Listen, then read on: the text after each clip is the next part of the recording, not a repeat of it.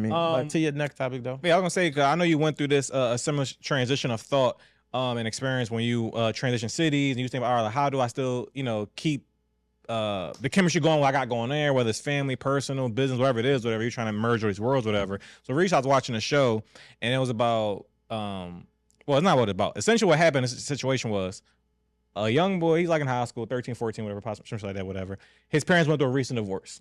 He's dealing with it rough, whatever. He don't really fuck with the new stepdad. Cool. Stepdad's in the crib, and he's been vocal to his mom and dad, because dad's still around, that, yeah, I'm kind of, stressed out about y'all not being together. The new nigga's fucking ass. I don't fucking with. Not nothing crazy, but we just don't vibe at all type shit. Mm-hmm. So then to make matters worse, according to the kid, the dad ended up getting a fucking job across the country. Mm-hmm. And he was like a professor. He's like, yo, but like, son, like, this is like a 10-year position. This is like at this fucking institution. When you go to college, you can go there for free. Your whole life be changed, and it's kind of worth it. He's like, but dad, like, literally, what about now? Like this is like the worst time, and I ain't able to go across the fucking country. And his dad basically like, deuces. No, but he was really ill. But in the day, like, this is like what I've been waiting for, though. Mm-hmm. And I thought it was interesting because at the end of the day, your child is your child, and they're vocalizing that, yo, I'm going through a rough time, and I would love to have both my parents in close proximity while I'm doing this. Of y'all breakup type shit. And dad, but also at the same time, I got my own life. I got my own passions and pursuits though. And I gotta chase that shit too, whatever. And I'm a hope for the best. I'm still one phone call away. Your mom's still here. I hope for the best, whatever. So I was curious if I know you went through something similar where you like, no, I need to make a move for myself, and I'm gonna still do what's best for my family, but I can also do what's best for me. So what are your thoughts about that, whether for man or woman, but just parents when they're, balancing their own personal pursuits and also make sure their children, I feel like, are in mind. Children they're selfish, but they have a right to be. No, it's just what it is. Kids are selfish. We all was. Absolutely. We all. Then especially daughters. What sucks is when children grow into adults with the same mindset, right? Mm-hmm. Without growing to see the world. Because I believe psychologically, once a child is like 7 or 8, they then know how to interpret the world from other people's perspectives. But prior to, they really don't understand that the world don't revolve around them. Like it's personal. It's like, you didn't make my 5th birthday party. It's like, I don't understand why grandma wasn't there. Like, I don't care if she had to work. Like, nothing makes sense. But I think at like 7 or 8, and somebody can fact check this, but I believe at like 7 or 8, that's when their mind starts to fully form in a development of being able to understand that other people have other perspectives. And, again, just because it happens don't mean people immediately step into that thought and that mind frame. But regardless, children are selfish-minded. So, again, he's thinking about the season of his life that he's in. Mm-hmm. He's not thinking about the season of the life that his dad is in. And unfortunately, that his dad's season came while his season was here, and his dad's season, you know what I'm saying? So if the dad can still find ways to be as present as possible, I mean, that's just going to build the kid character. Mm-hmm. It's not like he left him in fucking foster care.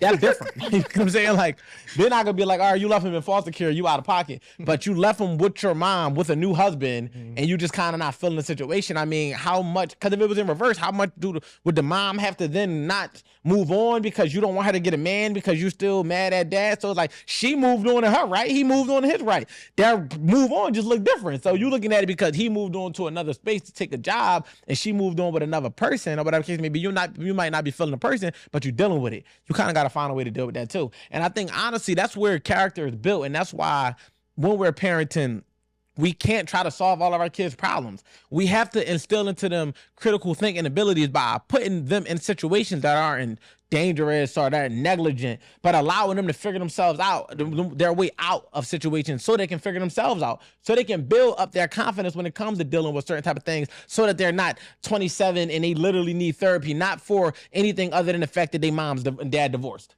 You follow what I'm saying? Is like, I'm not saying that that's not a significant reason to need it. I'm saying that shouldn't be the only reason, based on the fact that we didn't properly prepare you to be able to deal with these type of transitions. So as parents, it's not to say that they still don't end up there, but at least we could be a little bit more intentional about allowing them to solve their own minor problems, so that they won't lean on us when it comes time for them to solve major problems, whatever the case may be. Build up a track record and being able to say, you know what, I've been in this predicament before. Not the same, but similar, and I know how I deal with it. So this is how we can build that character. So yeah, this just gonna build this character. And I know it's a hypothetical situation, but that's just what it goes down to in general. It's like, bro, we come from a situation where we gotta learn on the fly how to deal with real deal situations.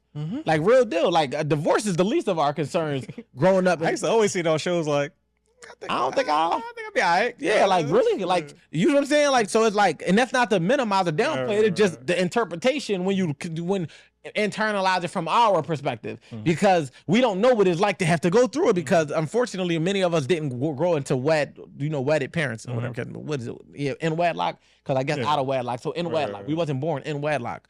But yeah, so let's push past hypotheticals and let's talk. What's going on, man?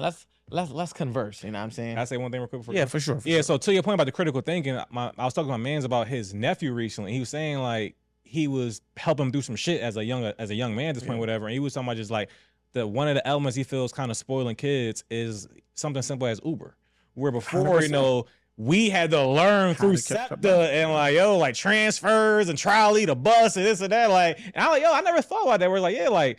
Me personally, I still gotta go on the train sometimes for work shit, and I know the SEPTA like the back of my hand, like certain areas. And he was saying his nephew really didn't know how to ride like SEPTA, and I was like, that's interesting because like he either just getting driven by his parents or they send him in an Uber, and he got to lead when he's left his own devices just to navigate the city when we've one of the most fucking public transit cities ever, and he just like, oh shit, what? How old is the nephew?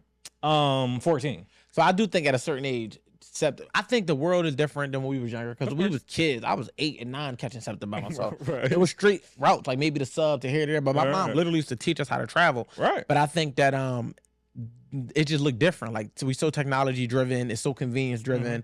The resources look different. It might actually make more sense to put somebody in an Uber. But I think that teaching them how to I don't know, just like certain things. That's like somebody like we don't know how to, I don't know, fucking build fences or something. Like it's like certain things just become obsolete. But I was gonna say, but I think sometimes critical thinking like that is about your sense of direction. That's the truth. And I think as a man, I think that's a way a lot of men develop their sense of direction just by traveling, not by yourself per se, but at least by getting lost and finding yourself. Yeah, shit like that. But if you just in the Uber going from A to B, and you're not driving, it's like, do you know what the fuck you going for?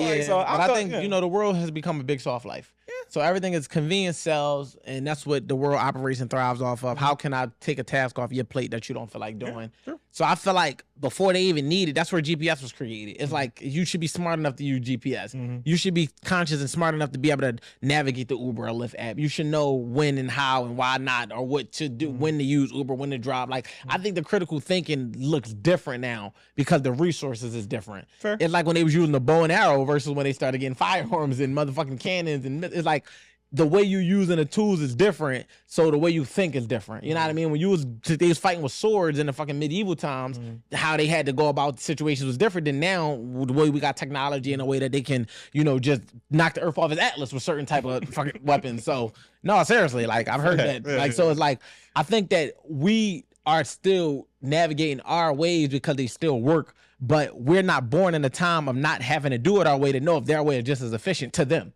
We're just looking at our efficiency because I remember before it was buses, they had to walk. And it's like, yeah, we had to walk 10 miles to school. Y'all don't know what it was. I don't want to know what it was like. Absolutely not. Give a fuck. And I think that's how the kids feel. Like, why do I got to catch the bus? Because you had to catch the bus. Yes. Like, I was born into Uber time, so this is what we on. Like, if you're going to spend $80 a month or monthly, you can put together an $80 Uber budget. Difference is, when your phone die, because all your niggas' phone die, you're stranded. It's over. Yeah, but I think then that's when they know how to get to a charger, though. I still don't think they go to the bus. Get to a charger. Like, yo, bro, you got a charger? Like, I just think it look different. But this thing keeps standing around with critical thinking. I think that's a skill that everybody needs. Absolutely. Right? Especially men.